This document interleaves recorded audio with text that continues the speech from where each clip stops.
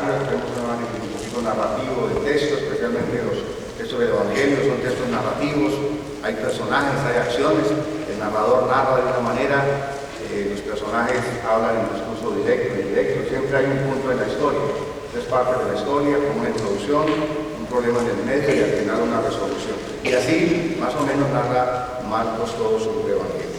La meditación, de nuevo, lo que me dice el texto a mí, ya aplico un poquito en la meditación, también está toda la parte que hemos dicho, la teología, el texto, la cristología, la eclesiología, la escatología. En la oración, yo respondo al texto con mi oración. El texto me impulsa en la gracia del Espíritu Santo a orar. Y finalmente, la contemplación, pues se abre al encuentro con Dios. Y terminamos con la acción. Este texto me enseña que debo hacer esto, ya son las actitudes para la vida. Hemos visto también que el Evangelio de Marcos tiene como dos grandes partes, del capítulo 1 al capítulo 8, y a partir del capítulo 8 al capítulo 16. En la primera parte, el Señor está en Galilea, predica, anuncia el reino, enseña las parábolas, hace sus más grandes milagros. Y en este recorrido, los seres humanos que él encuentra se pueden poner a favor o en contra de él. Hemos visto el grupo de los discípulos, que por una parte cree porque los ha elegido, han recibido la misión de expulsar a los demonios, de participar en el ministerio de sanación y de exorcismo de Jesús, pero por otro lado fracasan los discípulos. Hemos visto que fracasaron en la tempestad, no le creen al Señor, tienen el corazón endurecido, no han entendido lo de los panes, les cuesta trabajo entender quién es nuestro Señor, pero siguen caminando con él.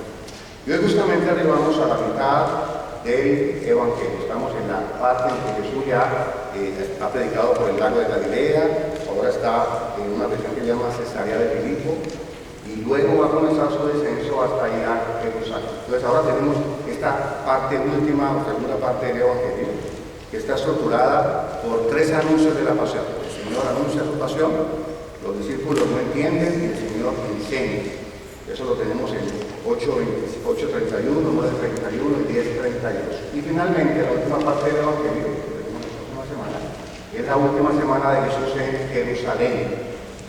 Ya llega a Jerusalén, está Jesús en Jerusalén, en su pasión y su muerte. Entonces, resumidamente, el Evangelio de Marcos es un camino geográfico, pero en este camino geográfico, el evangelista quiere darnos el mensaje de que hay que hacer un camino espiritual con el Señor Jesús.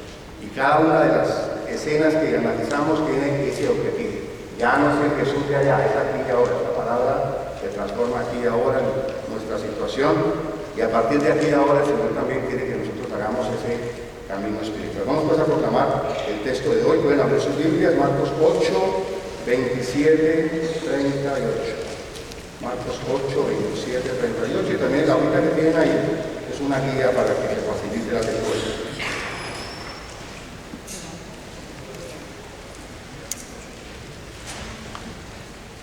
Salió Jesús con sus discípulos hacia los pueblos de Cesarea de Filipo y por el camino hizo esta pregunta a sus discípulos: ¿quién dicen los hombres que soy yo? Ellos le dijeron, unos que Juan el Bautista, otros que Elías, otros que uno de los profetas. Y él les preguntaba: ¿y vosotros quién decís que soy yo? Pedro le contesta: tú eres el Cristo. Y les mandó enérgicamente que a nadie hablaran acerca de él. Y comenzó a enseñarles que el Hijo del Hombre debía sufrir mucho y ser reprobado por los ancianos, los sumos sacerdotes, los escribas, ser matado y resucitar a los 3 días. Hablaba de esto abiertamente. Tomándole aparte, Pedro se puso a reprenderle. Pero él, volviéndose y mirando a sus discípulos, reprendió a Pedro diciéndole: quítate de mi vista, Satanás, porque tus pensamientos no son los de Dios, sino los de los hombres. Llamando a la gente a la vez que a sus discípulos, les dijo: si alguno quiere venir en pos de mí, niéguese a sí mismo, tome su cruz y sígame. Porque quien quiera salvar su vida la perderá, pero quien pierda su vida por mí y por el Evangelio la salvará. Pues ¿de qué le sirve al hombre ganar el mundo entero si arruina su vida? Pues ¿qué puede dar el hombre a cambio de su vida? Porque quien se avergüence de mí, de mis palabras, en esta generación adúltera y pecadora, también el Hijo del Hombre se avergonzará de él cuando venga en la gloria de su Padre con los santos ángeles. Palabra del Señor. Muy bien, ese es el texto. Y como leemos, recordemos lo que hemos dicho de la lectura es una acción del lector con el narrador, el que ha narrado el texto, que es Marcos. Ya sabemos que Marcos es el discípulo de Pedro, que no está haciendo un reportaje en vivo y en directo, sino que recogió lo que Pedro decía, lo organizó de acuerdo a su manera de entender para su comunidad, probablemente una comunidad entre los años 60, 70, en Roma, perseguida, una comunidad que está muy apabullada también, y les quiere presentar a ellos este mensaje de salvación. ¿Quién es nuestro Señor Jesucristo? Y lo hace recobrando la tradición histórica de nuestro Señor. Entonces, por eso leemos el texto como la gallina cuando toma agua. Recordemos cómo toman agua las gallinas. Ya se lo aprendieron muy bien. Un toquecito y otro lado. Entonces, miren cómo presenta la cámara que va narrando. Jesús con sus discípulos hacia los pueblos de Cesarea de Filipo. Está en un territorio pagano. Importante la anotación de por el camino hizo esta pregunta a sus discípulos. Por el camino. Jesús ya ha venido en un camino. Y en ese camino ha encontrado a muchos seres humanos. Para este momento de la historia ya sabemos, por el capítulo 3, que a Jesús lo quieren matar, los escribas y los fariseos. Ya sabemos que otros seres humanos lo han reconocido y han cambiado su vida porque han experimentado la curación. Ha multiplicado el pan, ha caminado sobre el agua. Y ahora nuestro Señor quiere preguntarles a sus discípulos que han sido testigos de todo eso sobre su identidad. Hasta ahora fíjense que los demonios son los que han dicho, este es el Hijo de Dios. ¿Recuerdan el primer escenario en Cafarnaúm, en la sinagoga? Pero ahora el que pregunta, ¿quién es el que pregunta? Jesús. ¿Jesús sabe quién es Él? ¿Sí o no? Bueno, ¿usted sabe quién es usted? Sí, bueno. O sea, Jesús tiene identidad de quién es. Fíjense, lo interesante aquí es, la pregunta va dirigida ¿a quién? No, todavía no. 27. ¿A quién pregunta? La pregunta Jesús hace a quién. Mire su texto. ¿Quién dice? No. Mire el texto. Muy bien. No le pregunta a los discípulos. ¿A quién pregunta? Ustedes, señores discípulos, denme la opinión de los otros. ¿A quién pregunta Jesús? ¿A los discípulos o a los otros? ¿Quiénes son los hombres? El resto. La multitud. Ahí se incluyen los que creen, los que no creen. ¿Y cuáles son las respuestas? Fíjense lo bonito, aquí hay algo hermoso. Jesús no pregunta a ellos directamente, sino a ellos por la opinión de los demás. ¿Usted no ha visto que a veces es bueno que usted dé una opinión de otro? Fíjense que es más fácil dar una opinión de otro que dar una opinión de usted mismo. Jesús está preguntando por el concepto de los demás. ¿Cuántas respuestas tenemos? A ver, digamos juntos, ¿cuántos son? Unos que Juan Bautista, Elías y uno de los profetas. ¿Qué tienen en común estos tres personajes? Juan Bautista sabemos que fue el precursor, el que anunció a nuestro Señor. Enviados de Dios. Elías es un gran profeta o uno de los profetas. ¿Pero qué tienen en común todos ellos? Anunciaron, muy bien, pero todavía algo más en común. Son judíos, son hombres, son figuras religiosas, han hablado en nombre de Dios. Están muertos. ¿Qué tienen en común? Están muertos. ¿Repetan conmigo qué tienen en común? Ok, miren lo interesante de la opinión. Ok. El lector que sabe que están muertos, miren que acuérdense que Marcos quiere en su narración que el lector se meta dentro de la historia. ¿Qué es lo que va concluyendo el lector? El lector sabe que Jesús no se identifica con ninguno de estos. De alguna manera está diciendo Marcos de esta manera: Jesús es más que Juan, más que Elías y más que uno de los profetas. En la mentalidad de la época había una expectativa muy grande sobre la llegada del Mesías. Y se le atribuía seguramente a este personaje que iba a ser uno de los grandes personajes del pasado, por ejemplo, Elías. Luego, Herodes, en este momento de la narración sabemos que Herodes mandó a decapitar a Juan el Bautista. Herodes, que era un hombre supersticioso, pensaba que Juan Bautista iba a resucitar entre los muertos. Era como una cuestión temerosa, o uno de los profetas. Entonces, fíjense ustedes que el lector entiende que Jesús es más grande que todo lo del Antiguo Testamento. De alguna manera, entre Elías es el primer profeta de Israel. ¿Cuál es el último profeta de Israel? Jesús. No. Juan Bautista. ¿Es Jesús? Juan. Miren lo que hay detrás de este texto. Elías fue uno de los primeros profetas de Israel. El año 800 antes de Cristo. ¿Y Juan Bautista de qué año es? Es contemporáneo de Jesús. O sea que, de alguna manera, en la opinión de los demás, Jesús está diciendo, el narrador está diciendo, Jesús no es nadie del pasado. Jesús no es la reencarnación de un ser humano del pasado, por decirlo así si queremos entenderlo. Jesús es algo totalmente diferente. Las expectativas de esos seres está bien, pero eso no tiene que ver con Jesús. Aquí con Jesús hay algo totalmente nuevo. Fíjense que nuestro Señor no responde ahora, sino que, versículo 29, ¿qué hace Jesús en el versículo 29? Digamos lo que dice Jesús. Hagan la pregunta de Jesús. Díganlo fuerte otra vez. Vosotros. ¿Quién responde? ¿Qué dice? ¿Cómo de costumbre? Pedro en Marcos es el puro corazón, no sé, mantiene un pensamiento para él, abre la boca. Le preguntó a todos. ¿Y quién respondió? No podía faltar Pedrito siempre, ¿cierto? Este Pedrito es especial, ¿cierto? Ellos no respondieron, pero pregunta a Pedro. Digamos duro lo que dice Pedro. ¿Qué dice Pedro? Tú eres... No, la palabrita Cristo, esa palabrita la decimos 20.000 veces. ¿Qué significa la palabra Cristo? La palabra Cristo en griego, recordemos el Evangelio se escribió en griego, es la traducción de la palabra hebrea. Ya tienen que saber eso. ¿Cuál es la palabra hebrea para Cristo? Mesías, Mesaya. Repitan conmigo. ¿Cuál es la palabra griega? Mesaya. No, la palabra griega. No, la palabra griega. Cristo. La palabra hebrea, Mesías. Otra vez. Clase. Atención, niños y niñas.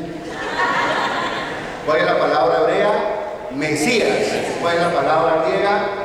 Otra vez. La palabra griega es Cristo. Y la palabra hebrea es Mesías. Entonces tenemos dos palabras. El Evangelio está escrito en griego, por lo tanto, Cristo, Christos. Ahora, la traducción de Mesías y de Cristo en nuestra lengua, literalmente es el ungido. ¿Qué hay detrás de esta idea del ungido? Tenemos que colocarnos en el contexto de los reyes de Israel. Desde que comenzó la monarquía había una ceremonia de unción de los reyes. Eso está en los libros del Antiguo Testamento. Muchos textos que hablan de la unción de los reyes. ¿Y qué es la unción de los reyes? Al rey lo ungen con ¿qué? Con aceite. Y esa unción que le hacen en la ceremonia que lo colocan como rey quiere decir que Dios le está dando el poder. Por lo tanto, el rey era visto como el ungido, el Mesías. Recordemos un poquito la historia de Israel. Israel fue muy malo. Israel era un reino pequeñito. David fue el que lo juntó, tribus del norte, tribus del sur. Por unos años estuvieron unidos y después se dividieron. Y el reino después fue destruido en el año 586, estuvieron en Babilonia, estuvieron cautivos, volvieron a Israel, pero no pudieron ser tal vez el pueblo que ellos querían que fuera.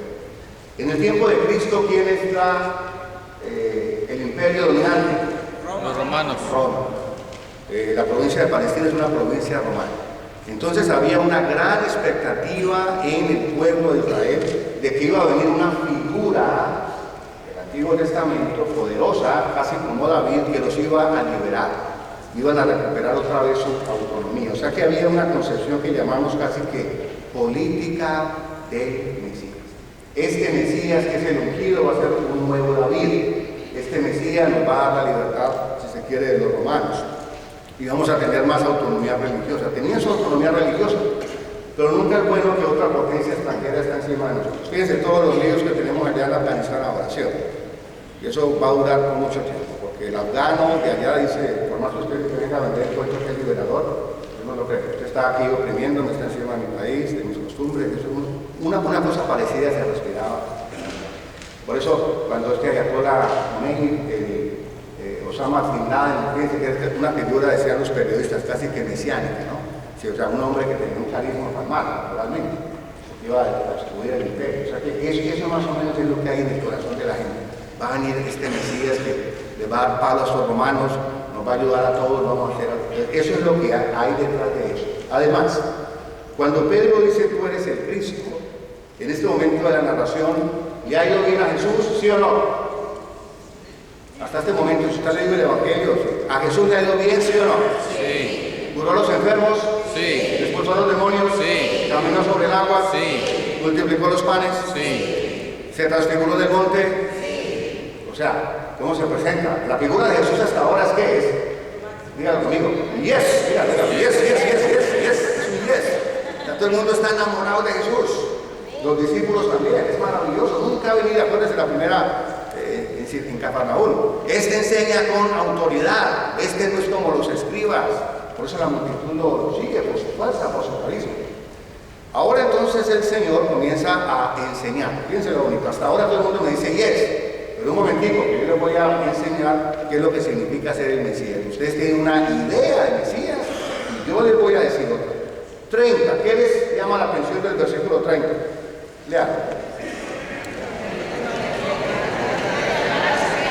¿Por qué? Piensa un poquito, ¿qué piensa usted?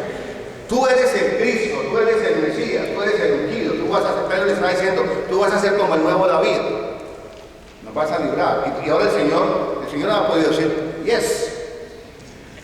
¿Por qué creen ustedes que el Señor enérgicamente, es una orden, no decimos el contenido de la orden, pero es, ustedes no digan nada a los discípulos, no digan que yo soy el Mesías? ¿Sabe? ¿Por qué creen ustedes que Jesús lo quiere hacer aquí sin una narración? No era tiempo todavía. ¿Qué más? Tenía que prepararlos. Muy bien, hay una idea política y él como que quiere darle la verdadera identidad. Entonces aquí tenemos 31, ahí comienza el nuevo momento. ¿Sí? Comenzó a enseñarles, fíjense, es una enseñanza que tiene que ver con él. Antes había predicado del reino, de las parábolas, pero él todavía en este momento, él no ha hablado de sí mismo. Ahora Jesús, según Marcos, en este momento, que es el momento clave de la narración, comienza a enseñarles una cosa totalmente diferente de lo que ellos esperaban. Mire los verbos. Simplemente mire los verbos que están en rojo. Repita conmigo los verbos que están en rojo en el versículo 31. Digámoslo: sufrir, ser reprobado, ser matado y resucitar. Ese me cambié. Ahí metí el dedo donde no era. Tuvo que haber sido rojo.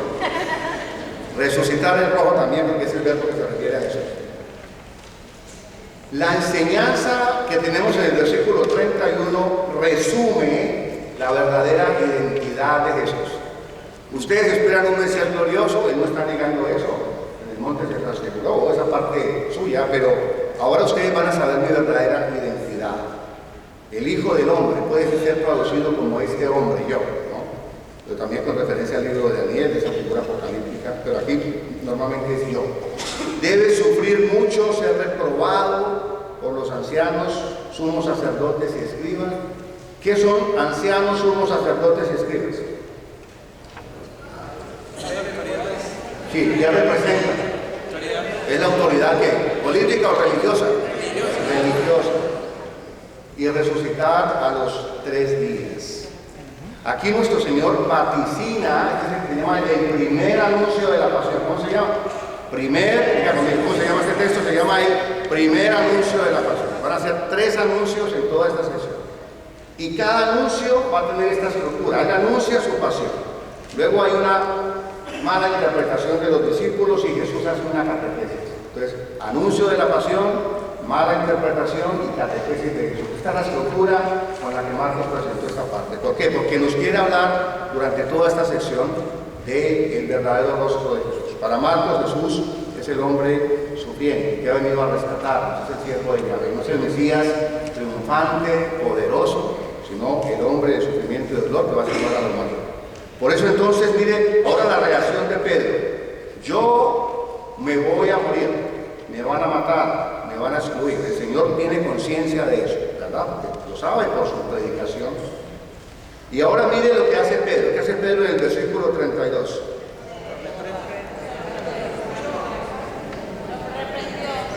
Pero miren cómo hace, cómo le hace Pedro. Pedro, ¿cómo está? Según la cena, el Señor está ¿con quién? Con los discípulos. ¿Ahora qué hace Pedro?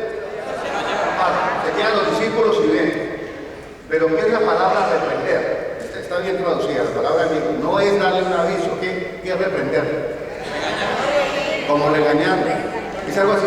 Pero ¿cómo se te ocurre? ¿Pero estás tostado de la cabeza o qué? ¿Cómo reprende uno a otro cuando el otro, uno está convencido de que el otro está erróneo? ¿Cómo reprende usted a alguien? ¿Qué hace eso?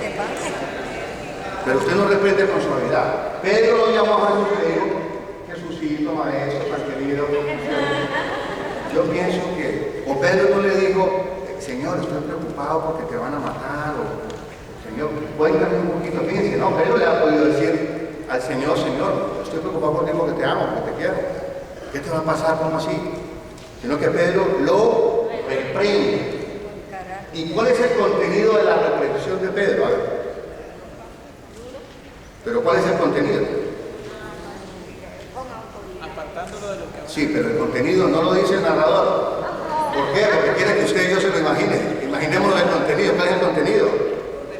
Eso no te puede pasar a ti. ¿Repita conmigo?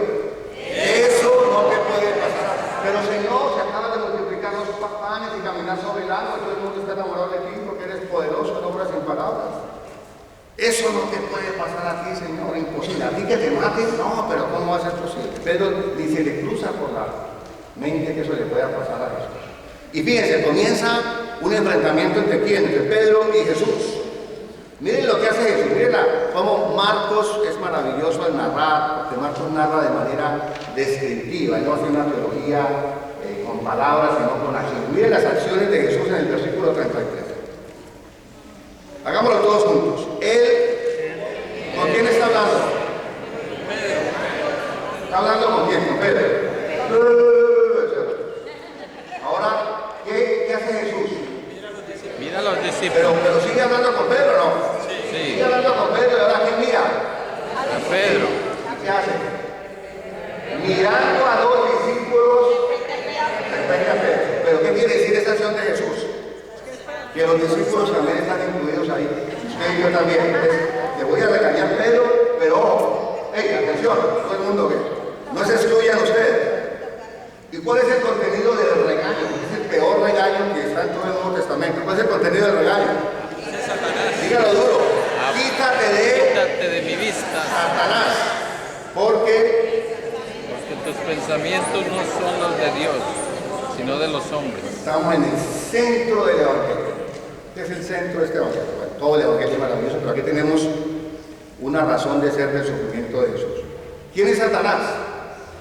El maligno. Hasta ahora, en lo que hemos visto, Satanás estaba ya en la sinagoga, ¿se acuerdan? Sé quién eres tú, el santo de Dios, ha venido a destruirnos. Satanás es el enemigo, el que se opone, la serpiente antigua, el malo de los malos. Pero, Señor, ¿cómo vas a llamar a San Pedro Satanás? Piense un poquito en el contenido tan fuerte de esa frase. Mire, ¿qué le dijo Jesús? ¿A quién se dirigió Jesús? A Pedro. ¿Pero qué le dijo? Satanás. ¿Por qué no le dijo Pedro? Pedrito, ¿cómo se te ocurre? Yo tengo que sufrir. Esa palabra es terrible. Tus pensamientos, ¿y cuáles son los pensamientos? Mira, aquí tremenda teología que tenemos aquí. ¿Qué hay detrás de eso? El enemigo del Señor desde siempre es el demonio. Tenemos que volver a Génesis, hacer la interpretación. En Génesis hay una batalla. La descendencia de la mujer y la descendencia de la serpiente. El programa de Dios no es el programa de los seres humanos aquí para nosotros. ¿Cuál es el programa de Dios? La redención de la humanidad, la salvación. Pero esa redención de la humanidad pasa por obstáculos, pasa por inconvenientes. Dios tiene un plan, y dentro de ese plan de Dios, el abajamiento de Jesús va a tener que pasar por el sufrimiento. No porque el Señor fuera un temerario, sino porque el sufrimiento es la consecuencia del amor por Dios y por los hermanos. Hay una pregunta teológica interesante que a veces se hacen los teólogos. A ver, el Señor, para redimirnos, tenía que pasar por esa terrible pasión, o nos había podido redimir con una lágrima de sus ojos humanos y divinos. ¿Qué creemos que es? Pero no, ahora piensa un poquito. ¿Dios es Dios o no es Dios? Sí, todo En lo su puede. destino Dios había decretado que Jesús nos salvara. ¿Sí o no? Sí. Ahora, el cómo de eso tiene que ver con la libertad humana también. ¿Sí o no? Por lo tanto, si Dios hubiera decretado que el niño Jesús nos hubiera salvado con simplemente una lagrimita en el pesebre, ¿nos habíamos salvado? Sí. Claro que sí. Claro que sí. ¿Por qué? Porque es Dios. Es Dios. Entonces, aquí está el misterio del amor de Dios. En este texto aquí tenemos algo maravilloso, y es: el Señor ha dejado que la historia humana se mueva El Señor ha respetado los agentes de esta historia humana. Y también dentro de los agentes de esta historia humana y detrás de los agentes de esta historia humana está el enemigo del cielo. Pero ese enemigo va a ser derrotado al pie de la cruz. Estamos ante el misterio de la libertad humana. Pedro es Satanás. ¿Y Pedro es Satanás cuándo? Pedro es Satanás porque se aleja del plan de Dios, porque no se abre al plan de Dios, porque no entiende. Y eso le pasaba a la primitiva comunidad. ¿Cómo el sufrimiento? El título Satanás es la oposición total a lo que quiere Dios. Aquí tenemos algo fundamental. Los discípulos, nosotros, nos podemos alinear con Jesús o con Satanás. Podemos estar de parte de Dios o de parte del demonio. Vamos a hacer ahora, esta es la primera parte, la lectura. Hasta ahí vamos a dejarlo un momentico para que no se nos haga muy largo. Y vamos a hacer ahora la meditación. ¿Quién me dice el texto a mí? Y un poquito la oración y la acción de esta primera parte. ¿Quién es Jesús para ti? Usted dígale al que está al ladito, ¿quién es Jesús para usted? Dígale en una palabra, lo que usted piensa, ¿quién es Jesús para usted?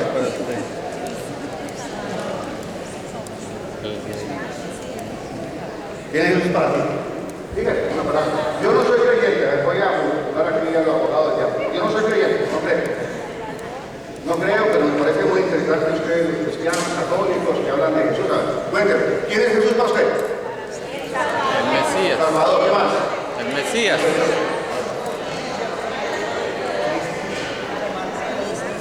¿Y usted cómo sabe? El elegido. Oiga, ¿usted ha visto a Jesús?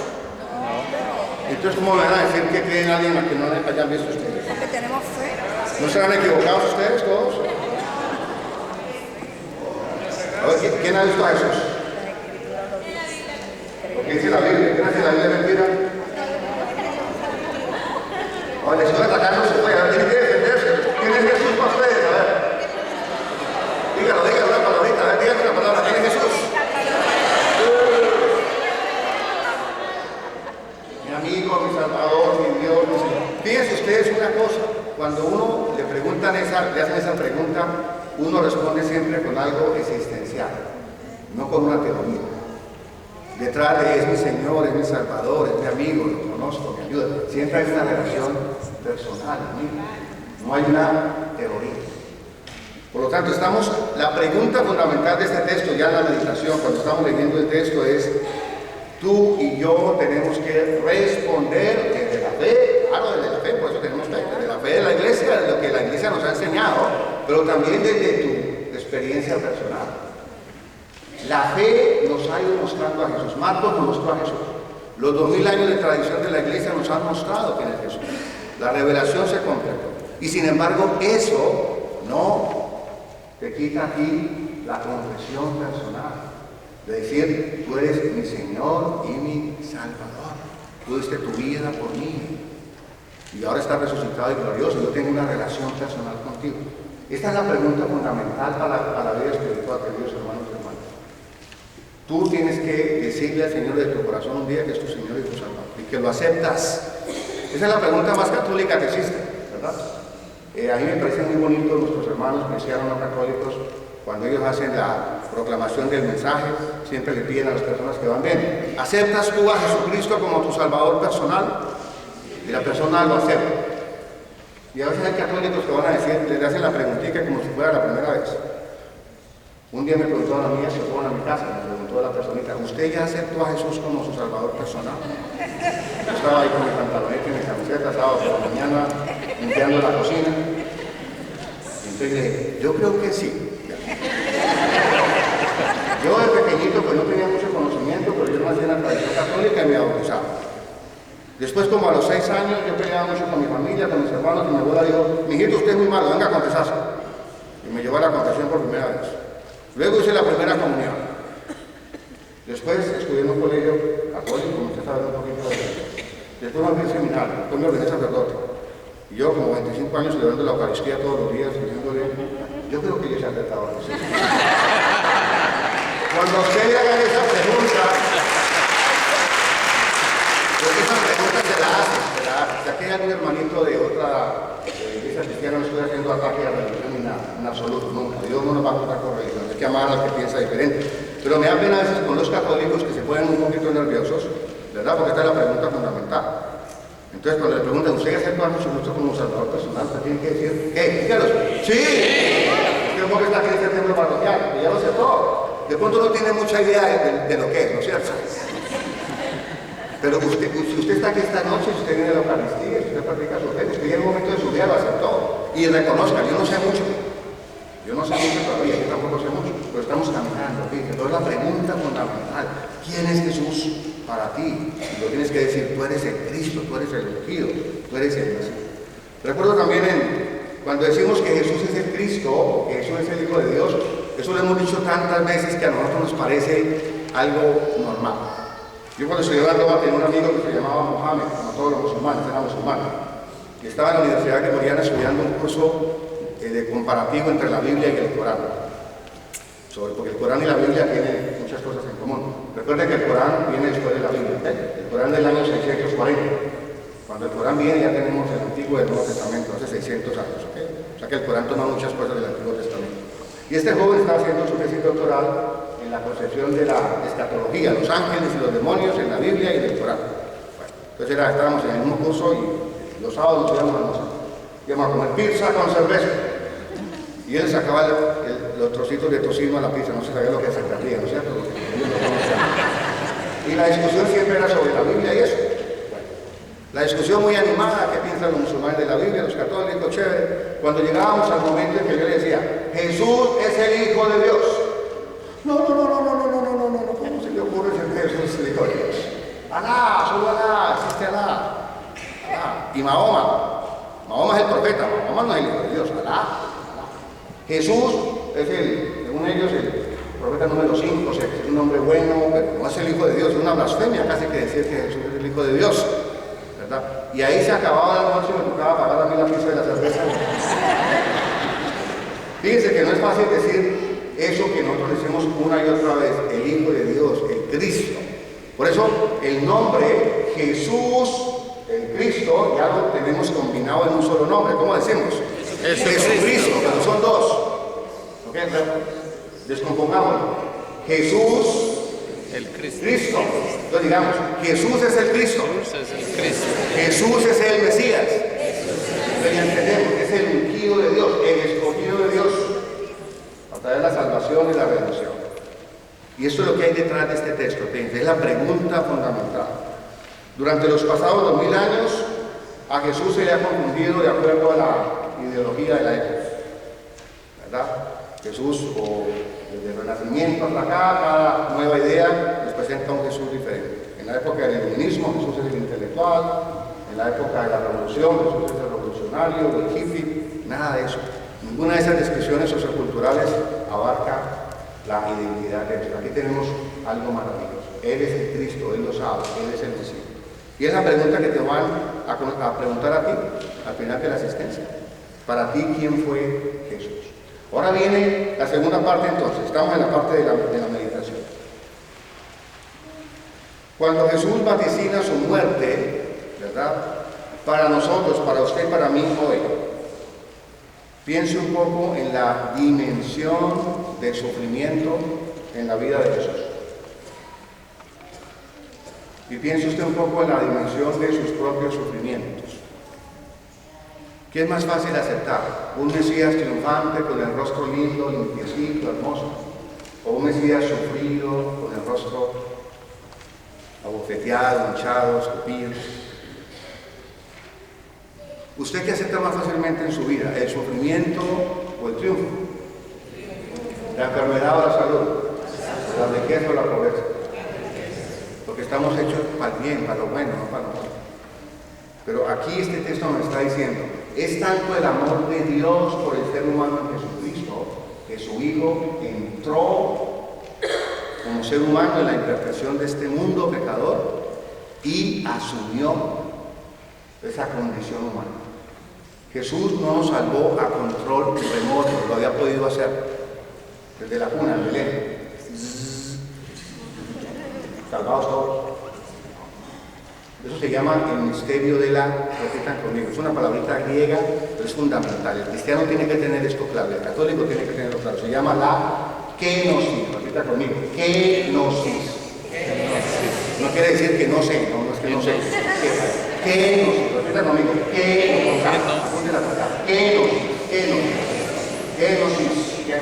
¿Ustedes me escuchan bien atrás o no me bajito el micrófono? Sí, kenosis. Eso significa, traducido, abajamiento, repita conmigo, abajamiento.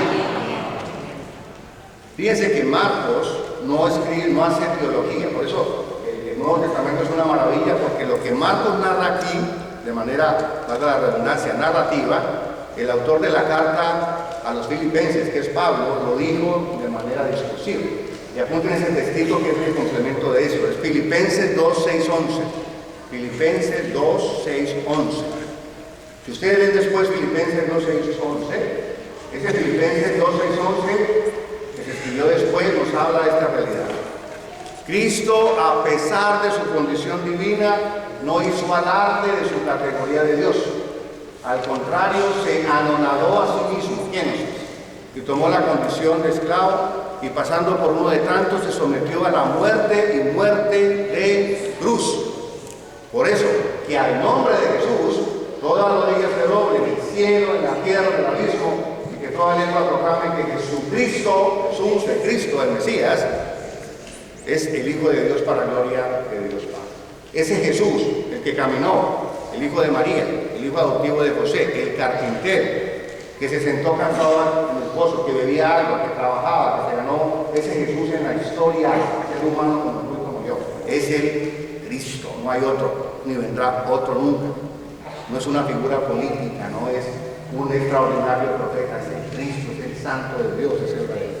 Eso es lo que tú y yo tenemos que confesar cuando nos preguntan quién es Jesús.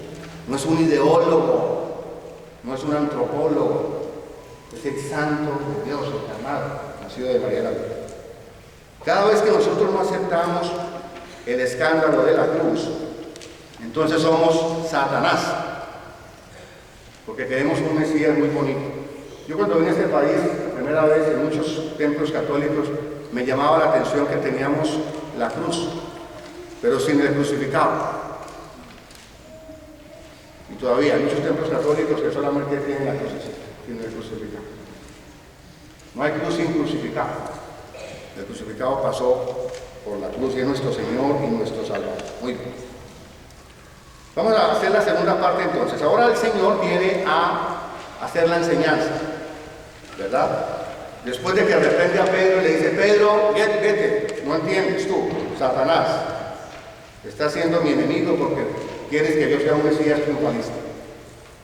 Miren, 34, ¿quién llama ahora? Y a sus discípulos, y les dice, si alguno quiere venir en pos de mí, niéguese a sí mismo, tome su cruz y siga. Bueno, ojo a eso. Esto hay que entenderlo bien este texto. ¿Qué quiere decir? Cuando usted lee el texto, ¿qué le dice el texto a usted? ¿De qué cruz está hablando el Señor?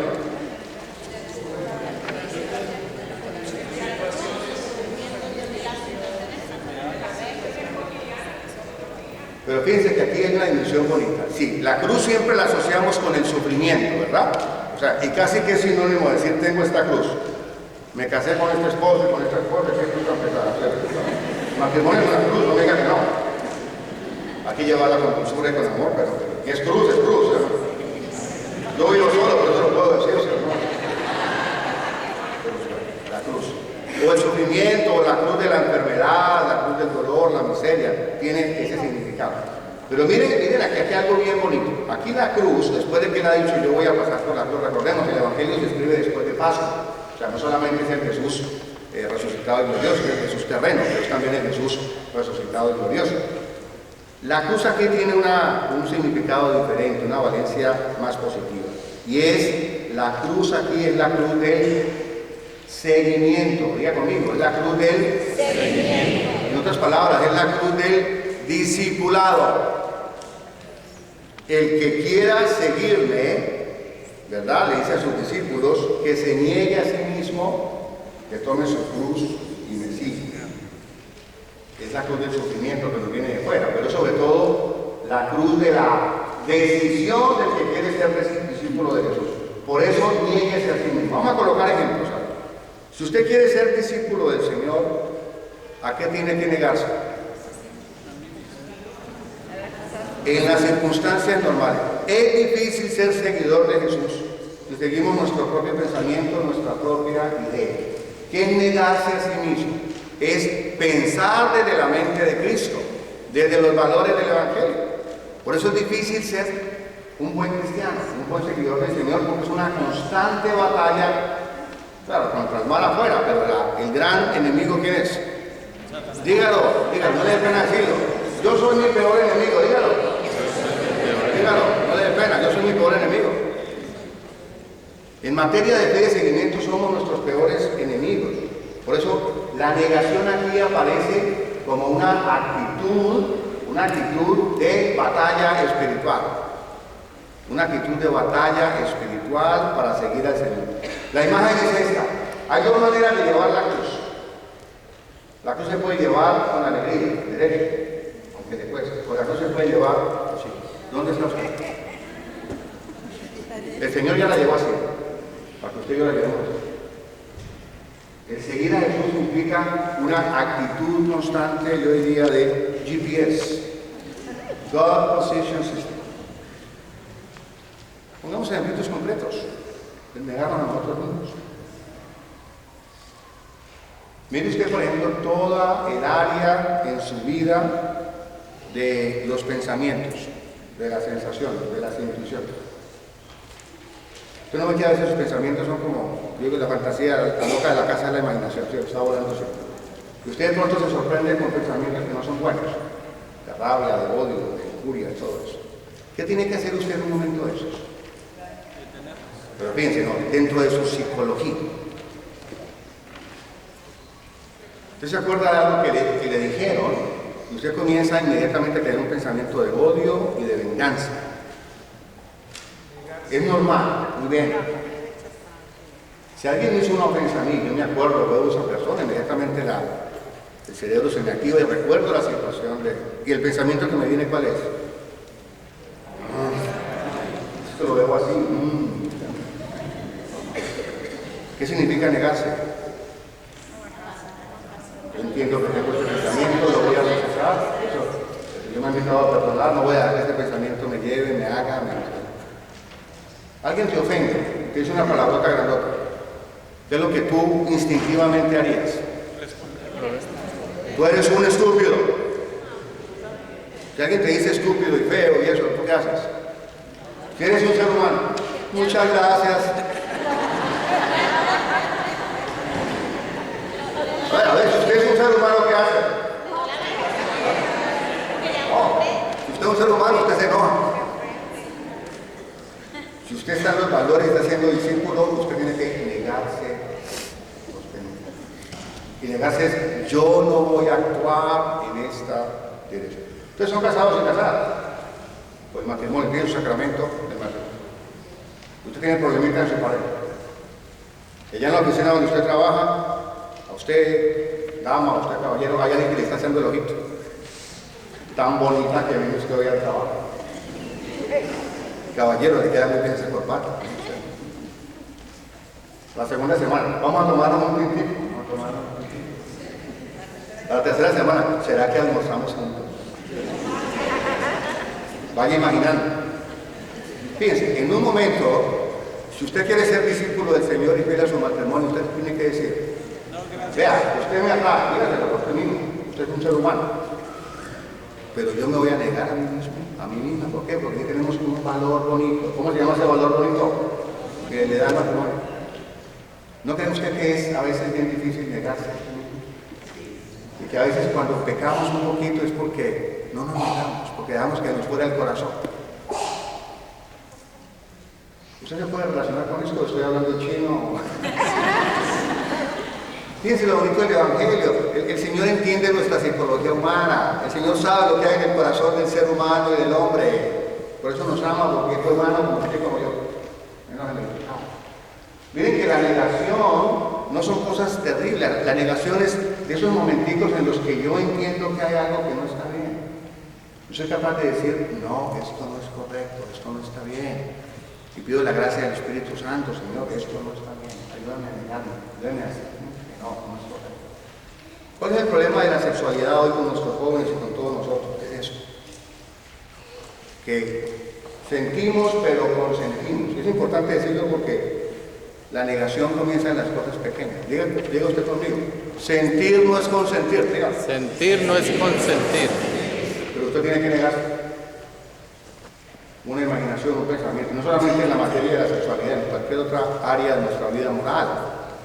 Todos los sentimientos que están así. Usted tiene que llegar a un momento en que diga, esto no es, y me toca negarlo. ¿Y qué quiere decir negarme? Que me muero un poquito a mí mismo, que me desinflo un poquito a mí mismo.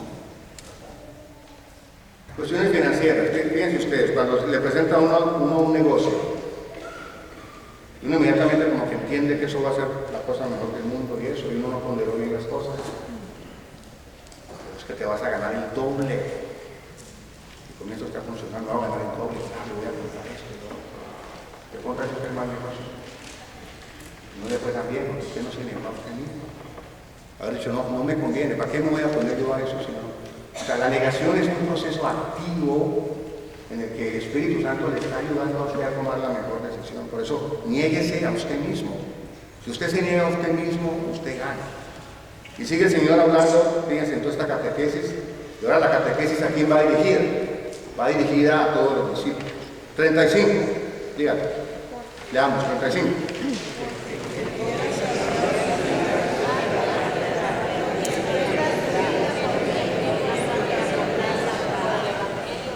Pensemos este texto en la situación de los primeros cristianos perseguidos. Los primeros cristianos estaban muy perseguidos. Y había personas que negaban de Jesucristo y perdían la vida, no es fácil. Pero miren la contraposición, salvar, perder, perder, salvar. El gran problema del mundo contemporáneo es que se nos exige, se nos pide, se nos invita, se nos impulsa a salvar la vida aquí. Y por eso hemos perdido el norte. Nuestra sociedad norteamericana tiene ese gran pecado. Es aquí y ahora, aquí. Usted se salva aquí. Más es mejor. Entre más grande la casa, mejor. Entre más grande el carro, mejor. Entre más grande la televisión, mejor. El de 14 pulgadas no vale. Póngase el de 85, 50, ¿sí o no? Fíjense ustedes, yo estoy aquí no, está en otra parroquia. Y vino alguien a pedirme una ayudita para pagar la renta de la casa, porque estaba en una crisis muy grande con sus hijos, y bueno, le ayudamos una vez, otra vez le ayudamos. La tercera vez que le vino con esa situación, que ya lo iban a tirar de la casa, por casualidad yo miro por la ventana cuando veo una Ford 150 parqueada ahí, y le pregunto yo a la personita, mira, ¿y esa camioneta es tuya? Ah, claro, esa troquita, claro, esa troquita es mía. Y tú vienes a pedir aquí para que te llevemos a la renta, estás pagando, y porque necesitas eso para tu trabajo. No, es que me gusta mucho tener una troquita. Digo, pues toda su troquita vaya viendo por ahí, ¿no es cierto? Que aquí no le vamos a... O sea, porque a veces la idea es de que más. No es que el Señor no quiera que usted prospere, no. Pero esta frase es violenta, nos sacude, esta frase nos sacude. Lloramos con esta frase y nos sacude. Porque estamos como pensando en el salvarnos, en el salvarnos se llegó la vida. Yo a veces voy al hospital y me encuentro con estas situaciones. Personas en el lecho de muerte, a punto de morirse, peleando con todo el mundo porque toda esa fortuna que tenía se la van a repartir. Y la angustia de que me quedaron con lo que yo hice, esos hijos que no hicieron nada, perezosos, desgraciados, y los odio a todos. Pero te queda poco tiempo, no me interesa, no le puedo dejar un centavo. Triste. ¿Qué te vas a llevar? ¿Usted algún día ha visto un funeral con un U-Haul detrás, no? Con un camioncito. ¿Usted ha visto eso algún día? Funeral con U-Haul detrás.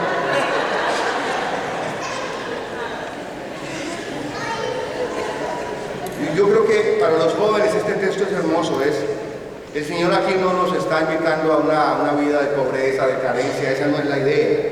Pero la idea es que esto aquí es el medio, es el instrumento.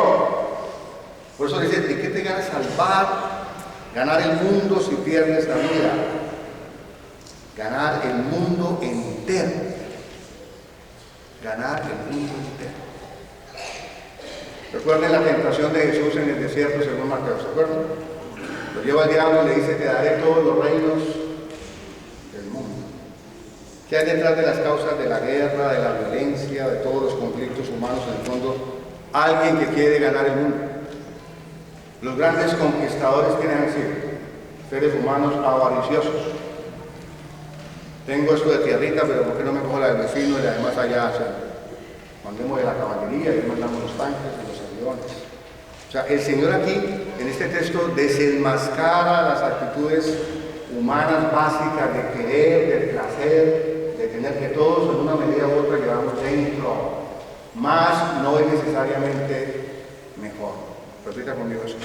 Más no es necesariamente mejor. Y el texto nos invita a una evaluación constante. Tienes que preguntarte si tú estás tratando de salvar tu vida. Por eso el proyecto humano en el Señor siempre es un proyecto de moderación. Por eso usted no puede perder su fe si el negocio se le acabó. No, porque entonces estaba tratando de salvar su vida. Perdí $300,000, $400,000, me voy a suicidar. Ese era su Dios, ese era su Dios. Me divorcié, no puedo vivir sin ella. Mentira, usted ya vivía sin ella antes de conocerla. O sea, el salvar siempre es buscarnos a nosotros mismos. Y fíjense ustedes que no siempre eso está al alcance de buscar. La negación aquí entonces es yo diría, una actitud realista ante la existencia humana, con sus luces y con sus sombras. Qué bonito.